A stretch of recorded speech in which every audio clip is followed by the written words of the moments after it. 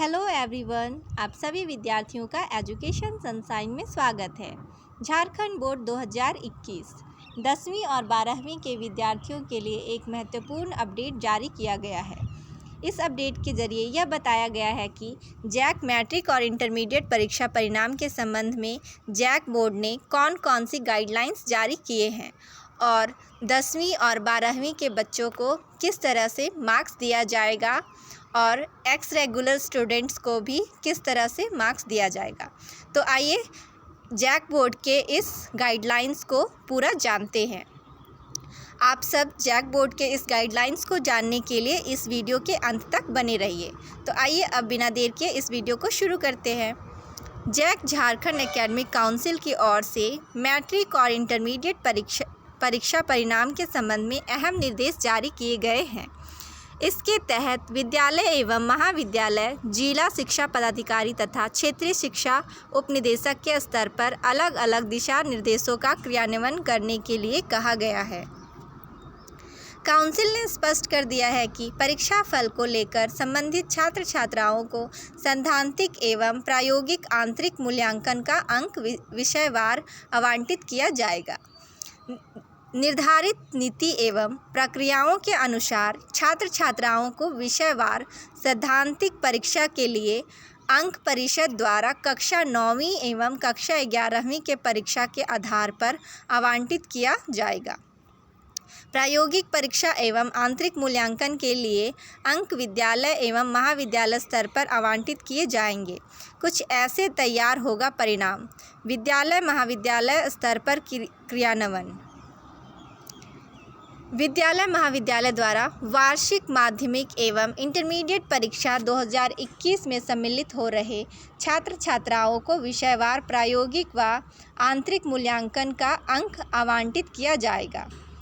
प्रायोगिक विषय में अंकों का आवंटन उनके पूर्णांक के अनुरूप होगा। जिन छात्र छात्राओं ने प्रायोगिक परीक्षा में भाग नहीं लिया है, उनकी प्रायोगिक परीक्षा आपदा प्रबंधन विभाग द्वारा निर्गत कोविड-19 की गाइडलाइन के तहत ली जाएगी। अप्रायोगिक विषय के लिए आंतरिक मूल्यांकन का प्रावधान किया गया है। विषयवार आंतरिक मूल्यांकन 20 अंकों के होंगे। इसका आवंटन भी विद्यालय एवं महाविद्यालय द्वारा किया जाएगा। आंतरिक मूल्यांकन के लिए विद्यालय एवं महाविद्यालय स्तर पर एक समिति का गठन किया जाएगा। इस समिति अंकों का आवंटन करेगी। इसके लिए 7 बिंदुओं की गाइडलाइन तय की गई है।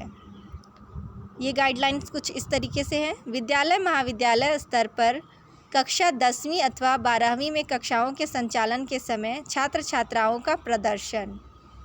परिषद द्वारा जारी किए गए मॉडल प्रश्न पत्र के आधार पर लिए गए आंतरिक परीक्षा में प्रदर्शन। ऑनलाइन कक्षाओं के संचालन में छात्र छात्राओं का प्रदर्शन। विद्यालय महाविद्यालय स्तर पर लिए गए आंतरिक परीक्षा में विद्यार्थी का प्रदर्शन। कक्षा 9वीं अथवा 11वीं में विद्यार्थियों की उपस्थिति तथा उस समय का प्रदर्शन। कक्षा 9वीं अथवा 11वीं में मासिक, त्रैमासिक, अर्धवार्षिक परीक्षा का प्राप्तांक। कक्षा 9वीं अथवा 11वीं का आंतरिक मूल्यांकन।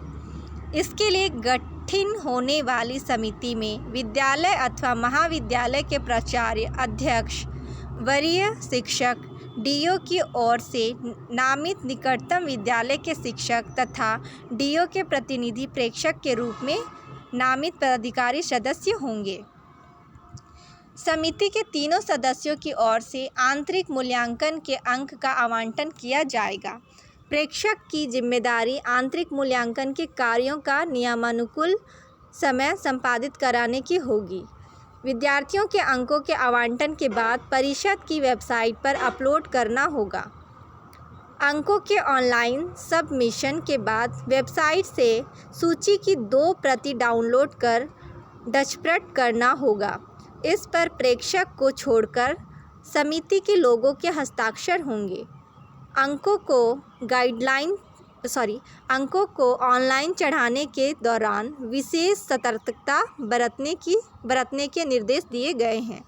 एक बार सबमिट किए जाने के बाद अंकों में किसी तरह का परिवर्तन नहीं किया जा सकता है।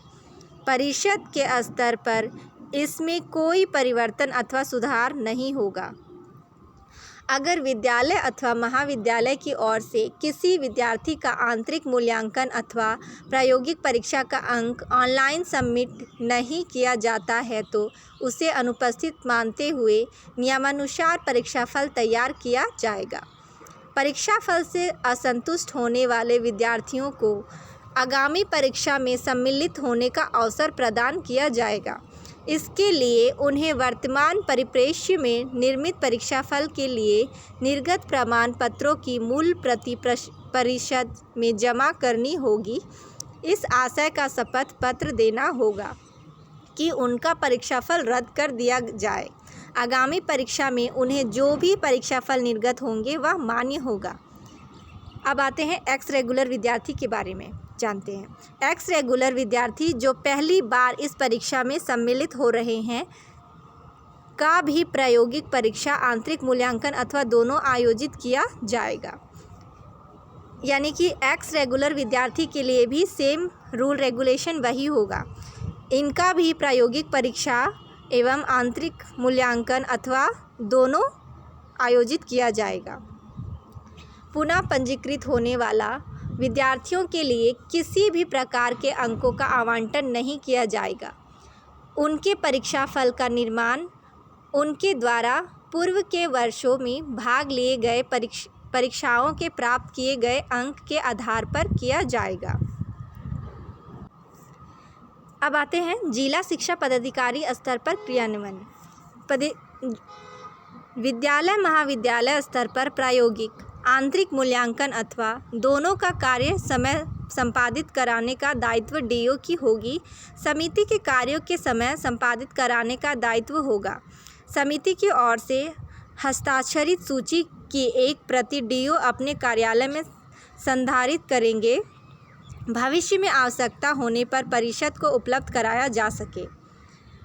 आरडीई स्तर पर क्रियान्वयन संबंधित कार्यों के समय संपादित कराने का दायित्व आरडीई को दिया गया है। इसका पर्यवेक्षण वह करेंगे। अपने प्रमंडल के डीओ से समन्वय स्थापित कर मूल्यांकन कार्य की समीक्षा करेंगे। तो ये था जैक बोर्ड 10th 12th का न्यूज़ जो आप सब स्टूडेंट को जानना बहुत ही ज़रूरी था। और आगे के न्यूज़ एजुकेशन से रिलेटेड न्यूज़ जानने के लिए आप सब इस वीडियो को लाइक करें और सब्सक्राइब करें ताकि आप सब तक एजुकेशन से रिलेटेड सारा नोटिफिकेशन आप तक पहुंचता रहे। धन्यवाद।